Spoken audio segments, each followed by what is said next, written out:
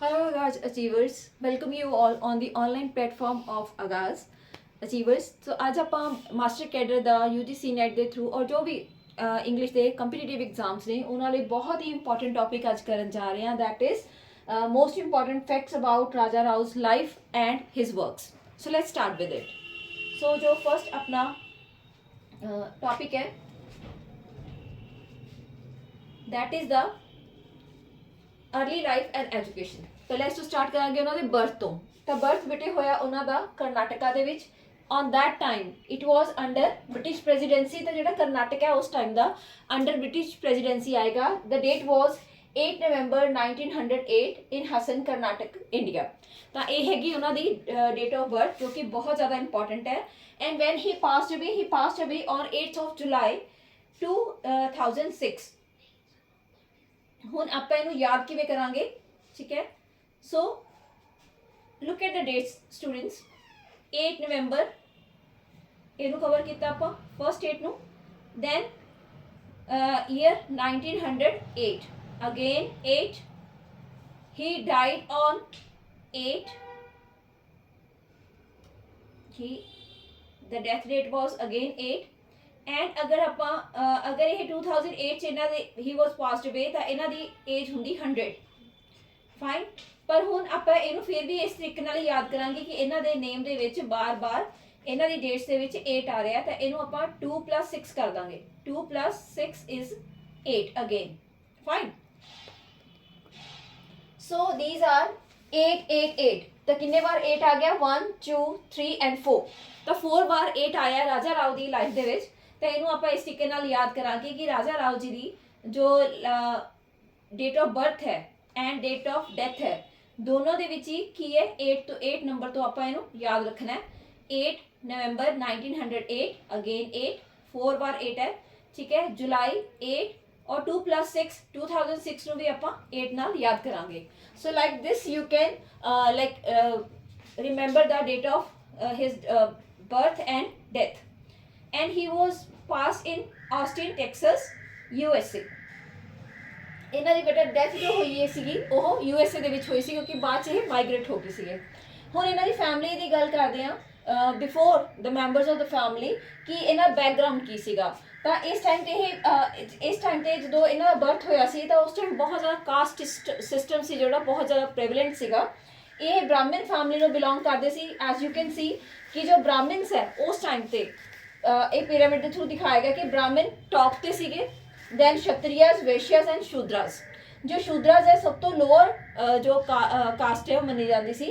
Even इन्हों untouchables भी होंगे सीगे। फाइन, तो कांथापुरा जिमें आप अगे डिस्कस करांगे तो वो इन्होंने खुद ब्राह्मण सीगे पर इन्होंने ये लोगों की अपलिफ्टमेंट लिए बहुत ज़्यादा लाइक स्ट्रगल की। He was his family were Kannada Brahmins. तो यह कन्नड़ा साउथ इंडिया की ब्राह्मण फैमिली तो सी जो कि बहुत ज़्यादा ऑर्थोडॉक्स नहीं होंगे, बहुत ज़्यादा ही लाइक ये चीज़ों इस पैरामीटर्स को मनन वाले। और इन्हों के जोड़े खुद की फैमिली सी और जो लाइक इंसैस्टर से इन्हों के एक किंग्स की फैमिली के एडवाइजर्स भी रहे सी। तो तुम सोच सकते हो कि कितनी इंपॉर्टेंट फैमिली को ये बिलोंग करते सी। But still being a learner person इन्होंने आपका जो फर्ज है वो निभाया। और इन्होंने एक ब्राह्मण होने के नाल जो लोअर कास्ट सी उहदे भी राइट्स के बारे लोगों को अवेयर किया कि ह्यूमन बीइंग सब तो बड़ा जो ह्यूमैनिटी है दिस इज यही सब तो बड़ी कास्ट है और यही सब तो बड़ा धर्म है। Now let's talk about his family. Now the suppose he is Raja Rao, ठीक है, ताकि थोड़ा विजुअली भी जो तुम चीज़ों लर्न करते हो याद हो जान। तो ये इन्होंने फादर है HV Krishna Swami and mother Guramma, brother Yogeshwar Anand and grand father. हुण देखो अगर तुम आप पहला क्लास लगाई RK नारायण जी की तो RK नारायण के नाल जे आपां उन्हां नूं साइमल्टेनियसली लैके चलांगे तो बहुत चीज़ां तुहानूं एवें याद हो जाणगियां। तो देखो HV कृष्ण स्वामी जो RK नारायण के फादर सीगे उन्हां दा नाम भी कृष्ण स्वामी सीगा। One minute.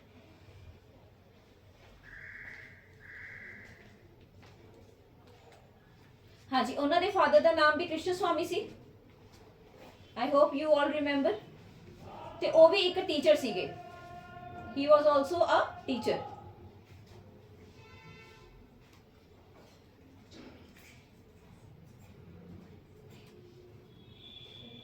ਇਹਨਾਂ ਦੇ ਫਾਦਰ ਵੀ ਇੱਕ ਟੀਚਰ ਸੀਗੇ, ਇਹ ਵੀ ਕਾਮਨ ਚੀਜ਼ ਹੋਗੀ।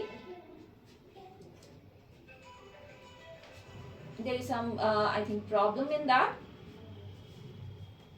ਤਾਂ ਇਹਨਾਂ ਦੇ ਫਾਦਰ ਵੀ ਮੈਥਸ ਔਰ ਕನ್ನੜਾ ਦੇ ਟੀਚਰ ਸੀਗੇ, ਫਾਈਨ। ਔਰ ਅਗਰ ਇਹਨਾਂ ਦੀ ਮਦਰ ਦੇਖੀਏ, ਉਹਨਾਂ ਦੀ ਮਦਰ ਦਾ ਨਾਮ ਵੀ ਗਣਨਾ ਸੀਗਾ, ਠੀਕ ਹੈ। ਇਹਨਾਂ ਦੀ ਮਦਰ ਦਾ ਨਾਮ ਵੀ ਜੀਤੋ ਹੈ ਗੁਰੰਮਾ। ਉਹਨਾਂ ਦੇ ਬ੍ਰਦਰ ਦਾ ਨਾਮ ਸੀਗਾ ਆਰ ਕੇ ਲਕਸ਼ਮਣ। ਇਹਨਾਂ ਦੇ ਬ੍ਰਦਰ ਦਾ ਨਾਮ ਹੈ ਯੋਗੇਸ਼ਵਰ ਆਨੰਦ। ਔਰ ਉਹਨਾਂ ਦੇ ਜ਼ਿਆਦਾ ਇਨਫਲੂਐਂਸ ਸੀਗਾ ਉਹਨਾਂ ਦੀ ਗ੍ਰੈਂਡ ਮਦਰ ਦਾ। ਔਰ ਇਹਨਾਂ ਦੇ ਉੱਪਰ ਇਹਨਾਂ ਦੇ ਵੀ ਗ੍ਰੈਂਡ ਪੈਰੈਂਟਸ ਦਾ ਹੀ ਇਨਫਲੂਐਂਸ ਹੈ, but instead like grand mother ਦੀ ਜਗ੍ਹਾ ਇੱਥੇ ਗ੍ਰੈਂਡ ਫਾਦਰ ਦਾ ਇਨਫਲੂਐਂਸ ਸੀਗਾ। ਜਦੋਂ ਆਰ ਕੇ ਨਾਰਾਇਣ ਸਿਰਫ 4 ਸਾਲ ਦੇ ਸੀ ਤਾਂ ਇਹਨਾਂ ਦੀ ਮਦਰ ਦੀ ਡੈਥ ਹੋ ਗਈ ਸੀਗੀ। ਤਾਂ ਇਹਨਾਂ ਦਾ ਜਿਹੜਾ ਆਰਫਨੇਜਹੁੱਡ ਹੈ ਉਹ ਇਹਨਾਂ ਦੇ ਵਰਕਸ ਦੇ ਵਿੱਚ ਆਪਾਂ ਨੂੰ ਬਹੁਤ ਜਗ੍ਹਾ ਤੇ ਦਿਖਦਾ ਹੈ। ਔਰ ਜ਼ਿਆਦਾ ਇਨਫਲੂਐਂਸ ਇਹਨਾਂ ਦੇ ਗ੍ਰੈਂਡਫਾਦਰ ਦਾ ਸੀ, ਜਿਨ੍ਹਾਂ ਤੋਂ ਲਾਈਕ ਮੈਥੋਲੋਜੀ, ਜਿਵੇਂ ਆਰ ਕੇ ਨਾਰਾਇਣ ਨੇ ਸਾਰਾ ਮੈਥੋਲੋਜੀ ਵਗੈਰਾ ਸਿੱਖਿਆ ਸੀਗਾ ਆਪਣੀ ਗ੍ਰੈਂਡ ਮਦਰ ਤੋਂ, ਉਵੇਂ ਹੀ ਗ੍ਰੈਂਡਫਾਦਰ ਤੋਂ ਇਨਫਲੂਐਂਸ ਹੋ ਕੇ ਇਹਨਾਂ ਨੇ ਮੈਟਾਫਿਜ਼ਿਕਸ ਸਿੱਖਿਆ। Now what is metaphysics? I hope being the like students of literature you must know metaphysics is बहुत ही important term है literature दी। metaphysics means beyond nature, beyond existence, beyond reality। reality तो बाहर जाके जो कोई वर्क लिखा जाता है that is called metaphysics। ਇਹਨਾਂ ਮੈਂਬਰਸ ਤੋਂ ਬਾਅਦ ਨੈਕਸਟ ਜਿਹੜੇ ਮੈਂਬਰਸ ਹੈ ਇਹਨਾਂ ਦੀ ਮੈਰਿਜ ਬਾਰੇ ਆਪਾਂ ਗੱਲ ਕਰਦੇ ਹਾਂ। ਤਾਂ ਇਹਨਾਂ ਦੀ 3 ਮੈਰਿਜਸ ਹੋਈਆਂ ਸੀ, ਜਦ ਕਿ ਆਪਾਂ ਉਸ ਪੜ੍ਹਿਆ ਸੀਗਾ ਆਰ ਕੇ ਨਾਰਾਇਣ ਜੀ ਦਾ ਕਿ ਉਹਨਾਂ ਦੀ ਜਦੋਂ ਵਾਈਫ ਦੀ ਫਸਟ ਦੀ ਡੈਥ ਹੋ ਜਾਂਦੀ ਹੈ, ਮੀਨਸ ਫਸਟ ਕਿ ਇੱਕੋ ਹੀ ਵਾਈਫ ਸੀ ਉਹਨਾਂ ਦੀ, ਤਾਂ ਉਸ ਤੋਂ ਬਾਅਦ ਉਹਨਾਂ ਨੇ ਦੁਬਾਰਾ ਮੈਰਿਜ ਨਹੀਂ ਕੀਤੀ ਸੀ। ਬਟ ਆਰ ਕੇ ਰਾਜਾ ਰਾਓ ਜੀ ਦੀ 3 ਮੈਰਿਜਸ ਹੈ। ਫਸਟ ਹੈ in 1931 with Camille Mouly who was a French teacher at Montpellier. ਜਦੋਂ ਇਹਨਾਂ ਦੀ ਐਜੂਕੇਸ਼ਨ ਦੀ ਗੱਲ ਕਰਾਂਗੇ ਤਾਂ ਇਹ ਜਦੋਂ ਅਬਰੋਡ ਗਏ ਸੀਗੇ, ਠੀਕ ਹੈ, ਤਾਂ ਉੱਥੇ ਇਹਨਾਂ ਦੀ ਮੁਲਾਕਾਤ ਇਹਨਾਂ ਨਾਲ ਹੋਈ ਤੇ ਇਹਨਾਂ ਨਾਲ ਇਹਨਾਂ ਦੀ ਮੈਰਿਜ ਹੋਈ, but it was a failed marriage. Second marriage ਹੋਈ ਇਹਨਾਂ ਦੀ ਕੈਥਰੀਨ ਜੌਨਸ ਦੇ ਨਾਲ, ਜੋ ਕਿ ਇੱਕ ਅਮਰੀਕਨ ਸਟੇਜ ਐਕਟਰਸ ਸੀਗੀ। ਇਹਨਾਂ ਤੋਂ ਇੱਕ ਬੇਟਾ ਵੀ ਸੀ Christopher Rama. So this is the second wife. Third wife ਇਹਨਾਂ ਦੀ ਸੀ ਜਿਨ੍ਹਾਂ ਨਾਲ ਇਹਨਾਂ ਦੀ ਮੈਰਿਜ ਹੋਈ 1986 ਵਿਦ ਸੂਜ਼ਨ ਬੋਗੇਟ। She was an author. So ਇਹ ਇਹਨਾਂ ਦੀ 3 ਵਾਈਫ ਸੀਗੀਆਂ। ਨੈਕਸਟ ਜਦੋਂ ਇਹਨਾਂ ਨੂੰ ਲਾਈਕ ਇੰਨਾ ਮੈਰਿਜ ਦਾ ਆਪਾਂ ਅਪਹੀਵਲ ਦੇਖ ਰਹੇ ਹਾਂ ਨਾ, ਕਿੰਨਾ ਜ਼ਿਆਦਾ ਲਾਈਕ ਉਹ ਖੁਦ ਹੀ ਇੱਕ ਆਪਣੀ ਇਮੇਜ, ਆਪਣੀ ਆਇਡੈਂਟੀਟੀ, ਆਪਣੀ ਸਪਿਰਿਚੁਅਲਿਟੀ ਦੀ ਜਦੋਂ ਤਲਾਸ਼ ਕਰ ਰਹੇ ਸੀ, ਬਹੁਤ ਐਪਸੈਟ ਸੀਗੇ। ਤਾਂ ਇੰਡੀਆ ਜਦੋਂ ਵਾਪਿਸ ਆਏ ਤਾਂ ਉਹਨਾਂ ਨੂੰ ਇਹਨਾਂ ਦੇ ਗੁਰੂ ਮਿਲੇ ਜਿਨ੍ਹਾਂ ਦਾ ਨਾਮ ਹੈ ਸ਼੍ਰੀ ਆਤਮਾਨੰਦ ਜੀ। ਇਹਨਾਂ ਨੂੰ ਇਹ ਮਿਲੇ 1943 ਦੇ ਵਿੱਚ। ਇਹ ਵਿਜ਼ਿਟ ਇਹਨਾਂ ਦੀ ਕਾਫੀ ਇੰਪੋਰਟੈਂਟ ਹੈ ਕਿਉਂਕਿ ਆਪਾਂ ਅੱਗੇ ਪੜ੍ਹਾਂਗੇ ਕਿ ਕਿਵੇਂ ਇਹਨਾਂ ਨੇ ਕੁਇਟ ਇੰਡੀਆ ਮੂਵਮੈਂਟ 'ਚ ਵੀ ਪਾਰਟਿਸਿਪੇਟ ਕੀਤਾ ਔਰ ਗਾਂਧੀ ਦੇ ਆਸ਼ਰਮ 'ਚ ਵੀ ਇਹਨਾਂ ਨੇ ਟਾਈਮ ਸਪੈਂਡ ਕੀਤਾ। ਸੋ ਉਸ ਪਰਸਪੈਕਟਿਵ ਨਾਲ ਇਹ ਕਾਫੀ ਇੰਪੋਰਟੈਂਟ ਹੈ। ਔਰ ਇਸੇ ਕੁਐਸਚਨ ਵੀ ਆ ਜਾਂਦਾ ਕਿ ਇਹਨਾਂ ਦੇ ਸਪਿਰਿਚੁਅਲ ਗੁਰੂ ਦਾ ਨਾਮ ਕੀ ਹੈ। ਹੁਣ ਇਹਨਾਂ ਦੀ ਐਜੂਕੇਸ਼ਨ ਦੀ ਗੱਲ ਕਰਦੇ ਹਾਂ। First he studied at Nizam college Hyderabad ਜਦੋਂ ਇਹ ਪੜ੍ਹ ਰਹੇ ਸੀਗੇ ਤਾਂ ਫਿਰ ਉਸ ਤੋਂ ਬਾਅਦ ਇਹਨਾਂ ਨੇ ਬੈਚਲਰ ਕੀਤੀ ਫਰੋਮ ਮਦਰਾਸ ਯੂਨੀਵਰਸਿਟੀ। ਇੱਥੋਂ ਹੀ ਇਹਨਾਂ ਨੂੰ ਏਸ਼ੀਏਟਿਕ ਸਕਾਲਰਸ਼ਿਪ ਮਿਲੀ।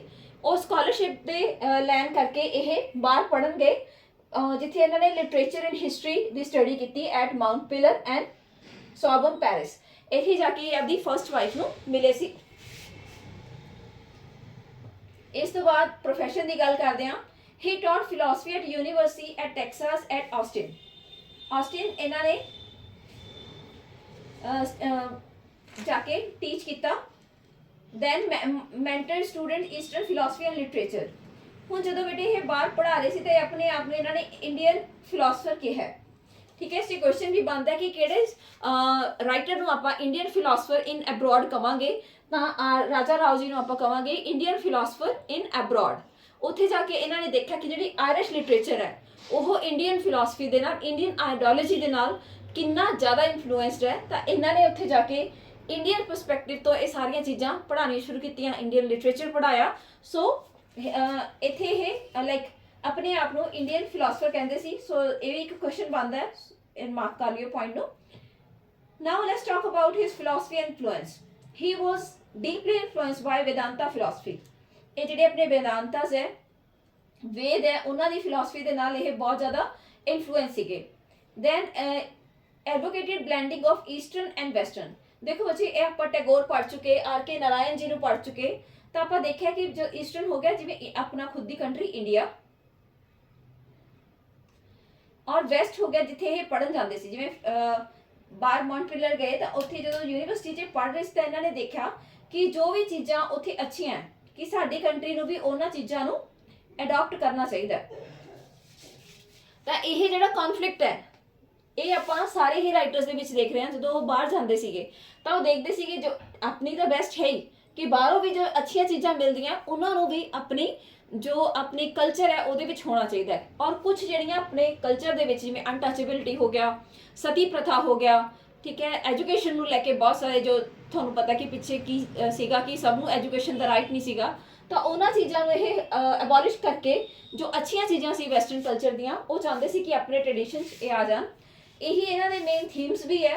थीम्स इन्होंने अगर आप थीम्स की गल करिए, it was search for truth and identity.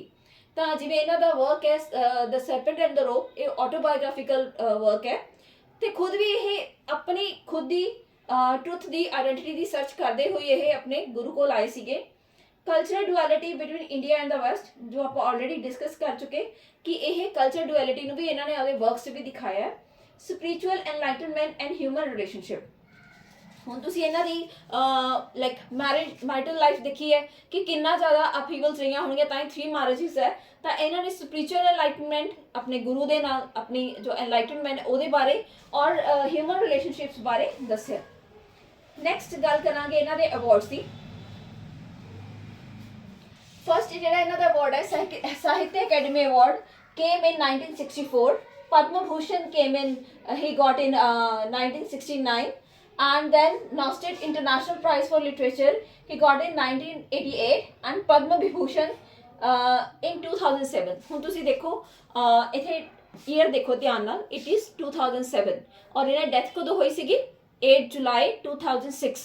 ਤਾਂ ਇਹ ਜਿਹੜਾ ਅਵਾਰਡ ਹੈ ਇਹਨਾਂ ਨੂੰ ਪੋਸਟਿਊਮਸਲੀ ਮਿਲਿਆ ਸੀ, ਮੀਨਸ ਆਫਟਰ ਡੈਥ ਇਹਨਾਂ ਨੂੰ ਇਹ ਅਵਾਰਡ ਮਿਲਿਆ ਸੀਗਾ। Sahitya academy award winner R K Narayan ਵੀ ਸੀਗੇ। ਉਹਨਾਂ ਨੂੰ ਤਾਂ ਹੀ ਵਾਸ ਦ ਫਸਟ ਵਨ, ਜਦੋਂ ਸਾਹਿਤਯ ਅਕੈਡਮੀ ਅਵਾਰਡ ਸਟਾਰਟ ਹੋਇਆ he was the first one to like achieve that glory. ਤਾਂ ਫਸਟ ਪਰਸਨ ਸੀਗੇ ਜਿਨ੍ਹਾਂ ਨੂੰ ਇਹ ਪ੍ਰਾਈਜ਼ ਮਿਲਿਆ ਸੀਗਾ। ਤਾਂ ਹੁਣ ਬੱਚੇ ਆਪਾਂ ਇਹਨਾਂ ਨੂੰ ਯਾਦ ਕਰਦੇ ਹਾਂ।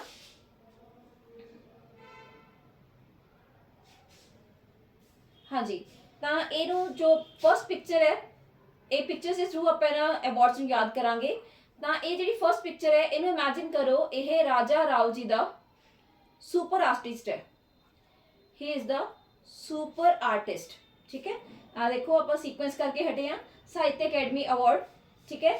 1964 ਚ ਮਿਲਿਆ ਕਿ ਇਹ ਰਾਜਾ ਰਾਓ ਦਾ ਸੁਪਰ ਆਰਟਿਸਟ ਹੈ ਔਰ ਇਹਨੂੰ 1964 ਦੇ ਵਿੱਚ 1964 ਦੇ ਵਿੱਚ ਇਹਨੂੰ ਅਗਲਾ ਹੈ ਆਪਣਾ ਪਦਮ ਵਿਭੂਸ਼ਣ। ਪਦਮ ਵਿਭੂਸ਼ਣ, ਪਦਮ ਵਿਭੂਸ਼ਣ ਨੂੰ ਆਪਾਂ ਪੀ ਤੋਂ ਕਰਾਂਗੇ possesses, with P we will write possesses।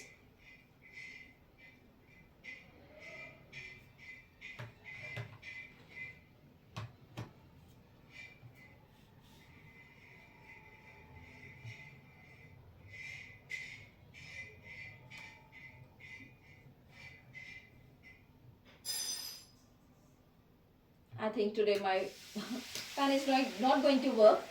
ਤਾਂ ਜਸਟ ਵਰਬਲੀ ਮੈਂ ਸਮਝਾਣੀ ਹੈ, ਠੀਕ ਹੈ। ਇਹ ਰਾਜਾ ਰਾਓ ਦਾ ਆਰਟਿਸਟ ਹੈ ਜੋ ਇਹਨੂੰ 1964 ਦੇ ਵਿੱਚ ਬਹੁਤ ਹੀ ਪੋਜੈਸਿਸ ਬੈਸਟ, ਇਹ ਸਟਾਰ ਤੋਂ ਬੈਸਟ ਸਮਝ ਲਓ ਕਿ ਬਹੁਤ ਹੀ ਜ਼ਿਆਦਾ ਅੱਛੇ ਇਹਨਾਂ ਨੂੰ like new best possesses best new pro vehicles. ਇੱਕ ਵਾਰ ਇਹਨਾਂ ਯਾਦ ਕਰਾਂਗੇ, ਪੀਬੀ ਤੋਂ ਪਦਮ ਵਿਭੂਸ਼ਣ, ਨੌਸਟਡ ਦਾ ਨਿਊ ਐਂਡ ਪਦਮ ਵਿਭੂਸ਼ਣ ਨੂੰ ਆਪਾਂ ਯਾਦ ਕਰਾਂਗੇ ਪ੍ਰੋ ਵਹੀਕਲਸ ਦੇ ਨਾਲ, ਠੀਕ ਹੈ। ਹੁਣ ਈਅਰ ਵਾਈਜ਼ ਯਾਦ ਕਰਦੇ ਆਪਾਂ ਇਹਨਾਂ ਨੂੰ। ਜਿਹੜਾ ਰਾਜਾ ਰਾਓ ਜੀ ਦਾ ਸੁਪਰ ਆਰਟਿਸਟ ਹੈ SA ਤੋਂ ਸਾਹਿਤਯ ਅਕੈਡਮੀ, ਠੀਕ ਹੈ। ਇਹਨਾਂ ਨੂੰ 1964 ਚ ਮਿਲਿਆ ਸੀ, ਤਾਂ ਇਹਨੂੰ ਕਰਾਂਗੇ ਆਪਾਂ ਜਿਹੜਾ ਸੁਪਰ ਆਰਟਿਸਟ ਹੈ ਇਹਨੂੰ 1964 ਦੇ ਵਿੱਚ best Padma Vibhushan he possesses best and new ਨੌਸਟਿਟ ਮਿਲਿਆ ਸੀਗਾ 1988, ਫਾਈਨ। ਇਹ ਮਿਲਿਆ ਸੀਗਾ 88 ਦੇ ਵਿੱਚ। ਔਰ ਪਦਮ ਵਿਭੂਸ਼ਣ ਇਹਨਾਂ ਨੂੰ ਇਹਨਾਂ ਦੀ ਡੈਥ ਤੋਂ ਬਾਅਦ ਮਿਲਿਆ 2007। ਸੋ ਇੱਕ ਵਾਰ ਇਹਨੂੰ ਸੀਕੁਐਂਸ ਨੂੰ ਯਾਦ ਕਰਦੇ ਹਾਂ। ਹਿਸ super artist in 1964 possesses Padam Vibhushan, ठीक है, PB possesses best in 69 best and 88 new nostit 88 1988 ਚ ਮਿਲਿਆ, ਤਾਂ ਇਹਨੂੰ ਆਪਾਂ ਨਿਊ ਤੋਂ ਯਾਦ ਕਰਾਂਗੇ, ਠੀਕ ਹੈ। New 88 new 2007 pro vehicles. ਹਾਂਜੀ, ਇਸ ਲਾਈਨ ਨੂੰ ਦੁਬਾਰਾ ਇੱਕ ਵਾਰ ਲਿਖ ਕੇ ਯਾਦ ਕਰਿਓ ਤਾਂ ਕਿ ਤੁਹਾਨੂੰ ਇਹਨਾਂ ਦੇ ਜਿਹੜੇ ਅਵਾਰਡਸ ਹੈ ਉਹ ਬਹੁਤ ਅੱਛੇ ਤਰੀਕੇ ਨਾਲ ਯਾਦ ਹੋ ਜਾਣ। ਨੈਕਸਟ ਹੈ ਬੱਚਾ ਆਪਣਾ ਰਾਜਾ ਰਾਜ award for literature.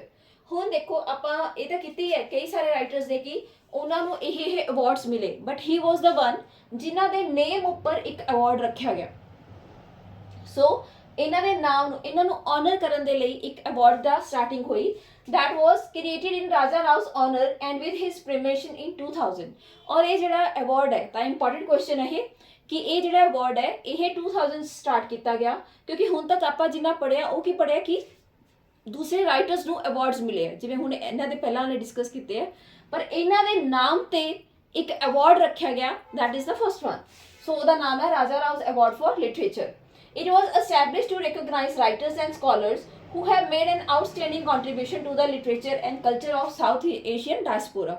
Now what is diaspora? Diaspora ਹੁੰਦਾ ਬੱਚੇ ਜੋ ਆਪਣੀ ਕੰਟਰੀ ਨੂੰ ਕਿਸੇ ਨਾ ਕਿਸੇ ਕਾਰਨ ਕਰਕੇ ਲੀਵ ਕਰਕੇ ਕਿਸੇ ਹੋਰ ਕੰਟਰੀ ਦੇ ਵਿੱਚ ਜਾ ਕੇ ਰਾਈਟਰ ਦਾ ਕੰਮ ਕਰਦੇ ਆ, ਠੀਕ ਹੈ, ਉੱਥੇ ਜਾ ਕੇ ਵਰਕਸ ਲਿਖਦੇ ਆ, ਉਹਨਾਂ ਨੂੰ ਆਨਰ ਕਰਨ ਦੇ ਲਈ ਇਹ ਜਿਹੜਾ ਵਰਕ ਹੈ ਉਹ ਲਿਖਿਆ ਗਿਆ। ਡਾਇਸਪੋਰਿਕ ਰਾਈਟਰਸ ਜਿਵੇਂ ਰੋਹਿੰਟਨ ਮਿਸਟਰੀ, ਸਲਮਾਨ ਰਸ਼ਦੀ, ਸਾਰੇ ਡਾਇਸਪੋਰਿਕ ਰਾਈਟਰਸ ਨੇ ਜੋ ਇੰਡੀਅਨ ਹੋ ਕੇ ਇੰਡੀਆ ਤੋਂ ਬਾਹਰ ਜਾ ਕੇ ਲਿਖ ਰਹੇ ਆ। ਨਾਓ let's talk about his literary works. ਪਹਿਲਾਂ ਆਪਾਂ ਗੱਲ ਕਰਦੇ ਹਾਂ ਕਾਂਥਾਪੁਰਾ, ਜੋ ਕਿ ਦੇਖੋ ਬਾਕੀ ਫੈਕਟਸ ਬਹੁਤ ਇੰਪੋਰਟੈਂਟ ਨੇ ਰਾਜਾ ਰਾਓ ਦੇ, ਨੋ ਡਾਊਟ ਜਿਹੜੇ ਆਪਾਂ ਕਰ ਰਹੇ ਇੰਪੋਰਟੈਂਟ ਫੈਕਟਸ ਸਾਰੇ ਕਰ ਰਹੇ ਹਾਂ, ਪਰ ਕਾਂਥਾਪੁਰਾ ਐਂਡ ਸਰਪੈਂਟ ਐਂਡ ਦ ਰੋਪ ਇਹਦਾ ਬੱਚੇ ਲਾਈਕ ਤੁਸੀਂ ਆਪਾਂ ਹਰ ਚੀਜ਼ ਇਹਦੀ ਟਿਪਸ ਤੇ ਕਰਨੀ ਹੈ, ਠੀਕ ਹੈ। ਨੈਕਸਟ ਵੀਡੀਓ ਦੇ ਵਿੱਚ ਆਪਾਂ ਇਹਨਾਂ ਦੇ ਵਰਕਸ ਦੀ ਡਿਟੇਲ ਕਰਾਂਗੇ। ਸੋ ਕਾਂਥਾਪੁਰਾ ਜੋ ਹੈ ਇਹ 1938 ਚ ਆਇਆ। He was the first novel on Indian independence, Indian independence ਦੇ ਉੱਪਰ ਇਹਨਾਂ ਦਾ ਫਰਸਟ ਨਾਵਲ ਸੀਗਾ। ਨੈਕਸਟ ਜਿਹੜਾ ਵਰਕ ਹੈ ਸਰਪੈਂਟ ਐਂਡ ਦ ਰੋਪ, ਇਹ ਆਟੋਬਾਇਓਗ੍ਰਾਫਿਕਲ ਇਹਨਾਂ ਦਾ ਸੈਮੀ ਆਟੋਬਾਇਓਗ੍ਰਾਫਿਕਲ ਵਰਕ ਹੈ 1960 and explores spirituality. Next work आ गया the cat and the Shakespeare, it came in 1965।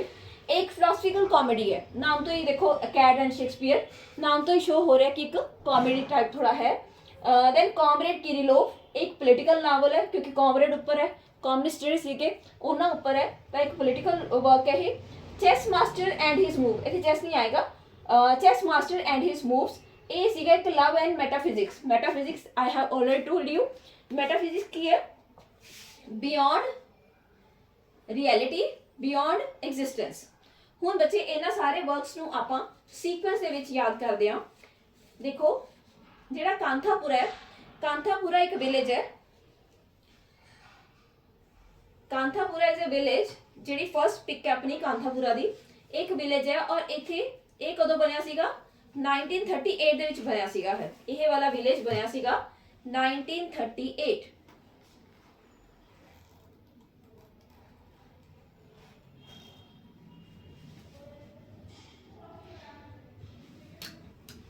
ਤਾਂ ਇਹ ਆਪਾਂ ਇਹ ਯਾਦ ਕਰਾਂਗੇ ਕਿ ਆਹ ਵਾਲਾ ਵਿਲੇਜ ਹੈ ਇਹ 1938 ਚ ਬਣਿਆ।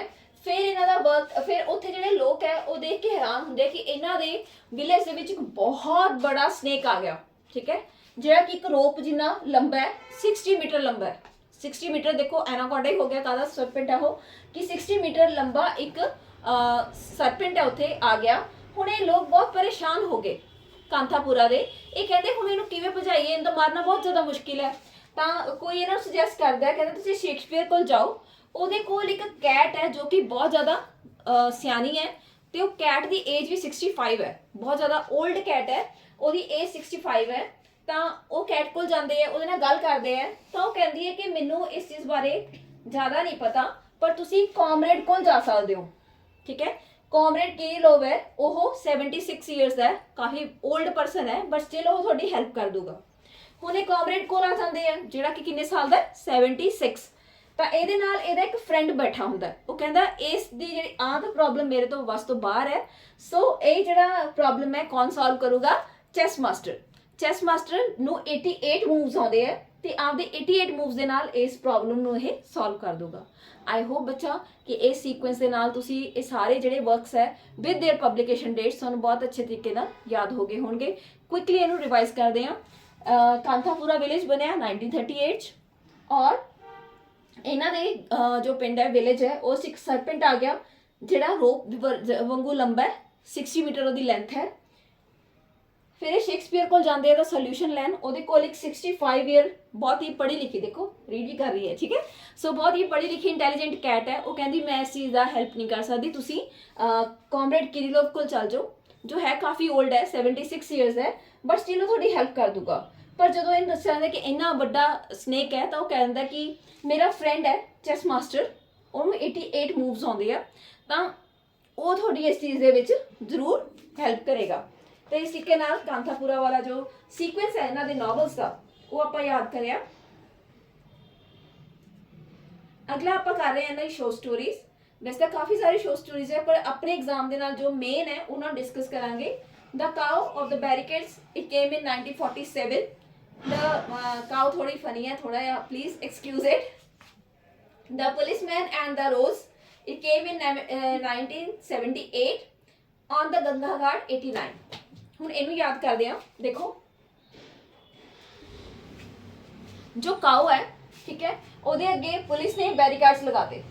ਕਾਓ ਨੂੰ ਰੋਕਣ ਦੇ ਲਈ ਪੁਲਿਸ ਨੇ ਕੀ ਲਗਾਤੇ? ਬੈਰੀਕਾਰਡਸ, ਕਿਉਂਕਿ ਇਹ ਕਾਓ ਐਕਚੁਅਲ ਦੇ ਵਿੱਚ ਜੋ ਕਾਓ ਐਂਡ ਬੈਰੀਕਾਰਡਸ ਹੈ ਉਹਦੇ ਵਿੱਚ ਵੀ ਇਹੀ ਹੁੰਦਾ। ਔਰ ਇਹ ਸਟਾਰਟ ਹੋਇਆ ਸੀਗਾ 1947 ਜਦੋਂ ਇੰਡੀਆ ਨੂੰ ਇੰਡੀਪੈਂਡੈਂਸ ਮਿਲੀ ਸੀ। ਕਿਉਂਕਿ ਦੇਖੋ ਬੱਚੇ ਤੁਸੀਂ ਅਗਰ ਇਹਨਾਂ ਦੀ ਡੇਟ ਆਫ ਬਰਥ ਤੇ ਡੇਟ ਆਫ ਡੈਥ ਦੇਖੀ ਹੋਵੇ ਤਾਂ ਇਹ ਤਿੰਨੋਂ ਪੀਰੀਅਡ ਕਵਰ ਕੀਤੇ ਹੈ। ਇੰਡੀਪੈਂਡੈਂਸ 1947 ਆ ਗਿਆ ਜੋ 1906 ਦੇ ਵਿੱਚ ਇਹਨਾਂ ਦਾ ਬਰਥ ਹੋਇਆ ਸੀ ਤੇ 1947 ਤੱਕ ਕਾਫੀ ਟਾਈਮ ਪੀਰੀਅਡ ਹੈ। ਤਾਂ ਪ੍ਰੀ ਇੰਡੀਪੈਂਡੈਂਸ ਕੀ ਸੀ, ਇੰਡੀਪੈਂਡੈਂਸ ਟਾਈਮ ਕੀ ਸੀ ਔਰ 47 ਤੋਂ ਲੈ ਕੇ 2006 ਤੱਕ ਵੀ ਕਾਫੀ ਟਾਈਮ ਹੈ। ਤਾਂ ਪੋਸਟ ਇੰਡੀਪੈਂਡੈਂਸ ਤਿੰਨੋਂ ਹੀ ਚੀਜ਼ਾਂ ਜੋ ਜੋ ਉਸ ਟਾਈਮ ਤੇ ਹੁੰਦਾ ਸੀ ਇਹਨਾਂ ਨੇ ਆਪਦੇ ਵਰਕਸ ਦੇ ਵਿੱਚ ਉਸ ਨੂੰ ਪ੍ਰੈਜ਼ੈਂਟ ਕੀਤਾ। ਤਾਂ ਇੱਕ ਕਾਓ ਹੈ ਉਹਨੂੰ ਬੈਰੀਕਾਰਡਸ ਲਗਾ ਕੇ ਰੋਕਿਆ ਗਿਆ। ਤਾਂ ਇੱਕ ਪੁਲਿਸਮੈਨ ਹੈ, ਠੀਕ ਹੈ, ਉਹਦੇ ਕੋਲ 78 ਰੋਜ਼ਿਸ ਹੈ, ਉਹਦੇ ਕੋਲ 78 ਰੋਜ਼ਿਸ ਹੈ ਤੇ ਉਹ ਕਾਓ ਨੂੰ ਸੌਰੀ ਕਰਦਾ ਕਿ ਮੈਨੂੰ ਮੇਰਾ ਕੰਮ ਹੈ ਇਹ ਤੇ ਮੈਨੂੰ ਬੈਰੀਕਾਰਡਸ ਲਗਾ ਕੇ ਤੁਹਾਨੂੰ ਰੋਕਣਾ ਪਿਆ। ਪਰ ਇਹ ਕਿਉਂਕਿ ਇਸ ਨੂੰ ਪਾਪ ਮੰਨਿਆ ਜਾਂਦਾ, ਆਪਾਂ ਤਾਂ ਗਊ ਮਾਤਾ ਕਹਿੰਦੇ ਆ, ਠੀਕ ਹੈ, ਇਹਨੂੰ ਪਾਪ ਮੰਨਿਆ ਉਹਨੇ ਤਾਂ ਕਹਿੰਦਾ ਮੈਂ ਗੰਗਾ ਘਾਟ ਦੀਆਂ 89 ਸਟੇਅਰਸ ਉਤਰ ਕੇ ਇਹ ਜਿਹੜੇ ਰੋਜ਼ਿਸ ਇਹਨਾਂ ਨੂੰ ਆਫਰ ਕਰੂੰਗਾ। ਆਈ ਹੋਪ ਕਿ ਇਹ ਜਿਹੜੇ ਸਾਰਾ ਸ਼ੋ ਸਟੋਰੀਜ਼ ਦਾ ਵੀ ਸੀਕੁਐਂਸ ਹੈ ਤੁਹਾਨੂੰ ਇਹ ਯਾਦ ਹੋ ਗਿਆ ਹੋਊਗਾ। ਕਿਉਂਕਿ ਰਿਵਾਈਜ਼ ਕਰੋ। ਕਾਓ ਨੂੰ ਰੋਕਿਆ ਗਿਆ 1947 ਦੇ ਵਿੱਚ ਜਦੋਂ ਇੰਡੀਪੈਂਡੈਂਟ ਹੋ ਗਿਆ ਸੀ ਇੰਡੀਆ, ਠੀਕ ਹੈ, ਬੈਰੀਕਾਰਡਸ ਦੇ ਨਾਲ। ਤੇ ਇੱਕ ਪੁਲਿਸ ਵਾਲਾ ਉੱਥੇ ਪੁਲਿਸਮੈਨ ਹੈ ਜੋ ਕਿ ਕਹਿ ਰਿਹਾ ਕਿ ਮੇਰੇ ਕੋਲ 78 ਰੋਜ਼ਿਸ ਹੈ ਔਰ ਮੈਂ ਇਸ ਦੀ ਅਪੋਲੋਜੀ ਲਈ ਗੰਗਾ ਘਾਟ ਦੀਆਂ 89 ਸਟੇਅਰਸ ਉਤਰ ਕੇ ਇਹ ਜਿਹੜੇ ਰੋਜ਼ਿਸ ਹੈ ਇਹਨਾਂ ਨੂੰ ਆਫਰ ਕਰੂੰਗਾ। ਹਾਂਜੀ ਬੇਟਾ, ਹੁਣ ਯਾਦ ਕਰਦੇ ਹਾਂ ਆਪਾਂ ਨॉन ਫਿਕਸ਼ਨ। नॉन फिक्शन देखो बहुत इंपॉर्टेंट है इन्हों दे। चेंजिंग इंडिया फर्स्ट था, changing India an anthology 1939, tomorrow 43 to 44, whither India 48, the meaning of India essays की कलेक्शन है 1996, the great Indian way very very important this work, the great Indian way a life of Mahatma Gandhi biography 1998, क्योंकि इन्होंने महात्मा गांधी उपर लिखा सी ये work. सो इनू याद करते हैं। 1939 से इन्होंने सोचा सीगा कि इंडिया चेंज होगा, ठीक है, कि इंडिया चेंज होगा। तो वह कदों चेंज होगा? टुमारो मीनस एक दिन तो बाद। ये चेंज होया एक दिन तो बाद 43 to 44, इथों याद करांगे। 39 सोचा सी पर होया कदों? जो अगला सही टुमारो आया, दैट इज 43 in 44, एक दिन का फर्क है। पर जो 48 ਦੇ ਵਿੱਚ देखा ਤਾਂ ਤੁਹਾਨੂੰ ਆਪਾਂ जो लिटरेचर पढ़ते हैं, हिस्टरी पढ़ते हैं कि इंडिया की उस टाइम बहुत बुरी हालत सीगी। 48 जो इंडिपेंडेंस तो बाद 48 ਦੇ ਵਿੱਚ ਇੰਡੀਆ ਦੀ ਬਹੁਤ ਜ਼ਿਆਦਾ ਬੁਰੀ ਹਾਲ ਸੀ, ਵਿਦਰ ਇੰਡੀਆ ਸੀ।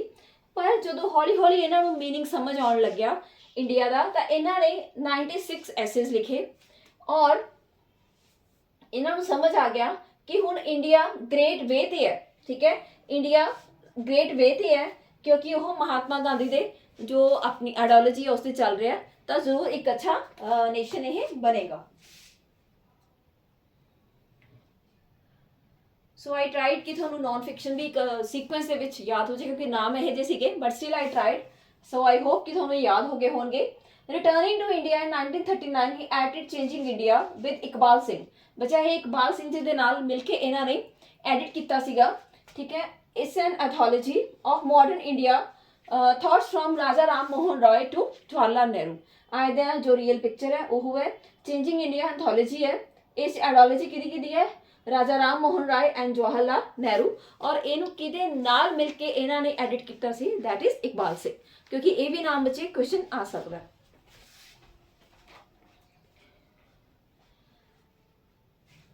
नेक्स्ट है he participated in quit India movement 1942।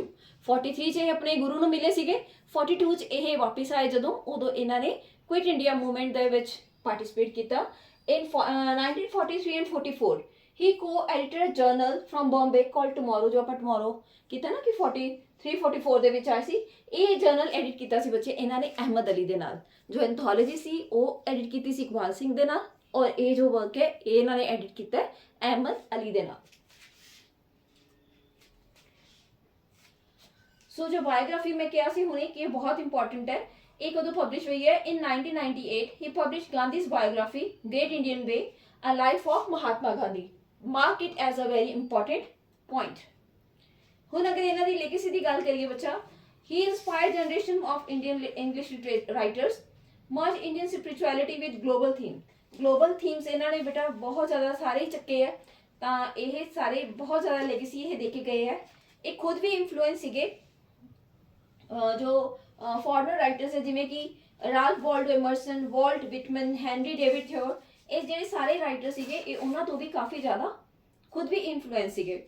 So this was the all important facts about ਰਾਜਾ ਰਾਓ। ਆਈ ਹੋਪ ਤੁਹਾਨੂੰ ਇਹ ਸਾਰੇ ਜਿਹੜੇ ਫੈਕਟਸ ਹੈ ਬਹੁਤ ਅੱਛੇ ਤਰੀਕੇ ਦੇ ਨਾਲ ਸਮਝ ਆਏ ਹੋਣਗੇ। ਜੋ ਸੀਕੁਐਂਸ ਹੈ ਉਹ ਯਾਦ ਵੀ ਹੋ ਗਏ ਹੋਣਗੇ। ਇੱਕ ਦੋ ਵਾਰ ਬਸ ਤੁਹਾਡਾ ਕੰਮ ਕੀ ਹੈ ਉਹਨੂੰ ਰਿਕਾਲ ਕਰਨਾ, ਠੀਕ ਹੈ। ਰਿਕਾਲ ਕਰੋ ਤਾਂ ਦੇਖੋ ਕਿ ਆਪਣੇ ਆਪ 'ਚ ਹੀ ਤੁਹਾਨੂੰ ਡਿਫਰੈਂਸ ਸਮਝ ਆ ਜਾਊਗਾ ਕਿ ਤੁਹਾਨੂੰ ਤਾਂ ਇਹ ਵਰਕਸ ਯਾਦ ਵੀ ਹੋ ਚੁੱਕੇ ਹੈ। ਫਾਈਨ। ਸੋ ਅਗਰ ਇਹ ਵੀਡੀਓ ਤੁਹਾਨੂੰ ਪਸੰਦ ਆਈ ਹੋਵੇ please like, share and subscribe. Okay, stay tuned. Thank you.